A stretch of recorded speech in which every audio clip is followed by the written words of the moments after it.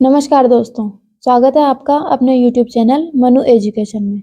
आज हम आपके लिए भारतीय नदियों से रिलेटेड कुछ इम्पोर्टेंट क्वेश्चन लेके आए हैं।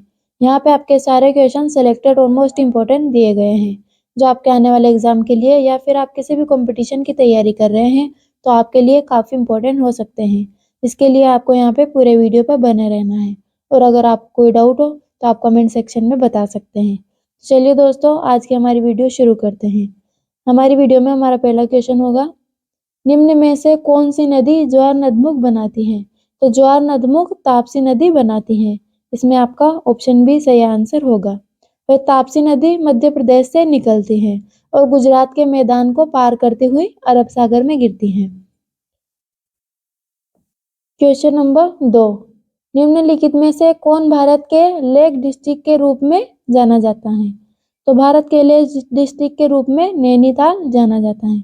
इसमें आपका ऑप्शन ए सही आंसर होगा, क्योंकि ये चारों ओर झीलों से घिरा हुआ है। यहाँ की सबसे प्रमुख झील नैनी है, जिसे नैनीताल कहा जाता है। क्वेश्चन नंबर 3, कर्नाटक स्थित जोग प्रपात किस नदी पर स्थित है? तो कर्नाटक स्थित जोग प्रपात शरावती नदी पर स्थित है। इसमें आपका ऑप्शन सी सही आंसर होगा और शरावती नदी की ऊंचाई है 253 मीटर। क्वेश्चन नंबर 4, भारत की सबसे लंबी झील कौन सी है? तो भारत की सबसे लंबी झील है वेम्बनाड झील। इसमें आपका ऑप्शन डी सही आंसर होगा। वेम्बनाड झील केरल राज्य में अवस्थित वेम्बनाड भारत की सबसे लंबी ताजे पानी की झील है और इसे पुनमनदा झील भी कहा जाता है। क्वेश्चन नंबर 5, निम्नलिखित में से कौन सी नदी ज्वार नदमुख बनाती है? तो ज्वार नदमुख नर्मदा नदी बनाती है। इसमें आपका ऑप्शन डी सही आंसर होगा।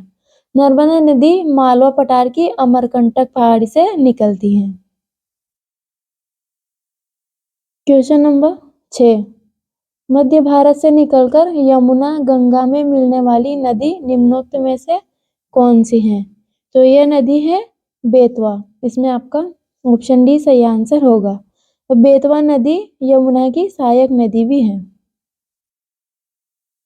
क्वेश्चन नंबर 7, दामोदर नदी को बंगाल का शोक कहा जाता है क्योंकि इसमें प्राय तबाही मचाने वाली बाढ़ आती है, इसलिए इसे बंगाल का शोक कहा जाता है। इसमें आपका ऑप्शन ए सही आंसर होगा और इस नदी का उद्गम हुआ छोटा नागपुर के पठार से। क्वेश्चन नंबर 8, खारी नदी किसके अपवाह तंत्र का अंग है? वह बंगाल की खाड़ी है, जो खारी नदी का अपवाह तंत्र है। इसमें आपका ऑप्शन डी सही आंसर होगा। क्वेश्चन नंबर 9, प्रायद्वीपीय भारत की सबसे लंबी नदी कौन सी है? तो प्रायद्वीपीय भारत की सबसे लंबी नदी है गोदावरी नदी। इसमें आपका ऑप्शन बी सही आंसर होगा। गोदावरी नदी की लंबाई है 1465 किलोमीटर और इस नदी को भारत की गंगा या दक्षिण गंगा तथा वृद्ध गंगा के नाम से भी जाना जाता है। क्वेश्चन नंबर 10, अलकनंदा और भागीरथी नदियों के संगम का क्या नाम है? तो अलकनंदा और भागीरथी नदियों के संगम का नाम है देवप्रयाग। इसमें आपका ऑप्शन बी सही आंसर होगा। क्वेश्चन नंबर 11, तिब्बत में सांगो कहलाने वाली नदी कौन सी है? तो यह नदी है ब्रह्मपुत्र। इसमें आपका ऑप्शन बी सही आंसर होगा और बांग्लादेश में इसे जमुना के नाम से भी जाना जाता है। क्वेश्चन नंबर 12, निम्नलिखित में से कौन दो भारतीय राज्यों की सीमा पर स्थित झील है? तो वह झील है पुलिकट। इसमें आपका ऑप्शन डी सही आंसर होगा। यह भारत की दूसरी सबसे बड़ी खारे पानी की झील भी है।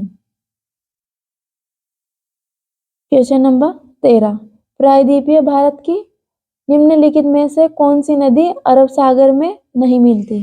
तो वह नदी है कावेरी। इसमें आपका ऑप्शन बी सही आंसर होगा।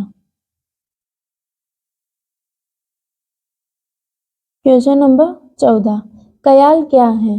तो कयाल केरल के लेंगुर हैं। इसमें आपका ऑप्शन डी सही आंसर होगा। क्वेश्चन नंबर 15 सिंधु नदी का उद्गम होता है।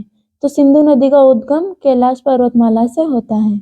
इसमें आपका ऑप्शन सी सही आंसर होगा। और सिंधु नदी की लंबाई है 2880 किमी और ये भारत में इसका अपवाह क्षेत्र 700 किमी है।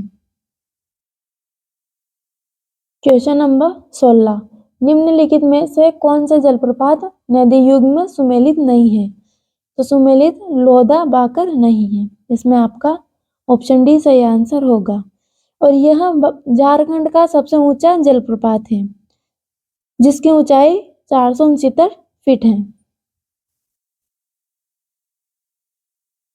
क्वेश्चन नंबर 17 अरुणाचल प्रदेश में प्रवेश करने पर ब्रह्मपुत्र नदी को किस नाम से संबोधित किया जाता है। तो इस नदी को दिहांग नाम से संबोधित किया जाता है। इसमें आपका ऑप्शन बी सही आंसर होगा। ब्रह्मपुत्र नदी को तिब्बत में स्पांगो के नाम से भी जाना जाता है। क्वेश्चन नंबर 18 रजरप्पा किन नदियों के संगम पर अवस्थित है। तो रजरप्पा दामोदर भेड़ा नदियों के संगम पर अवस्थित है। इसमें आपका ऑप्शन ए सही आंसर होगा।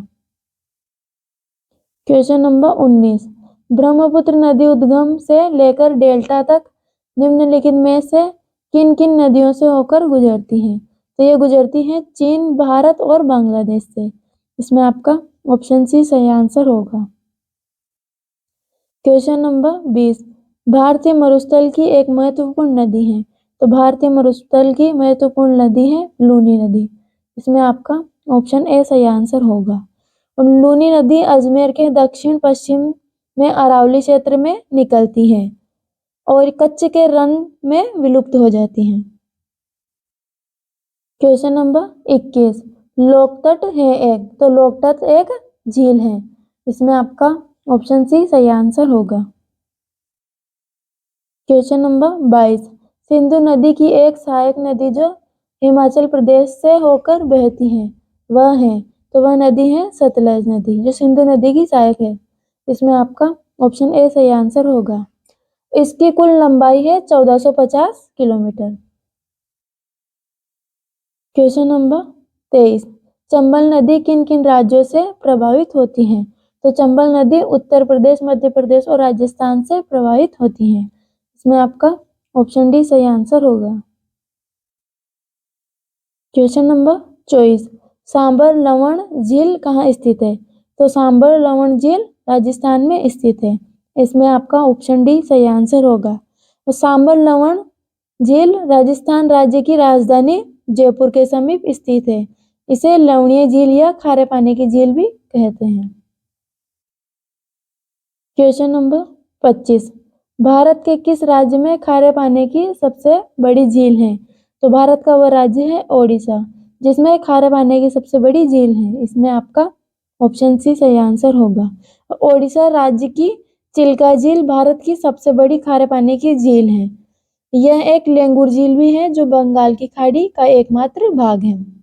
तो दोस्तों आपको हमारी वीडियो पसंद आई है तो लाइक ज़रूर करें और अपने दोस्तों के साथ शेयर भी करें। Thank you.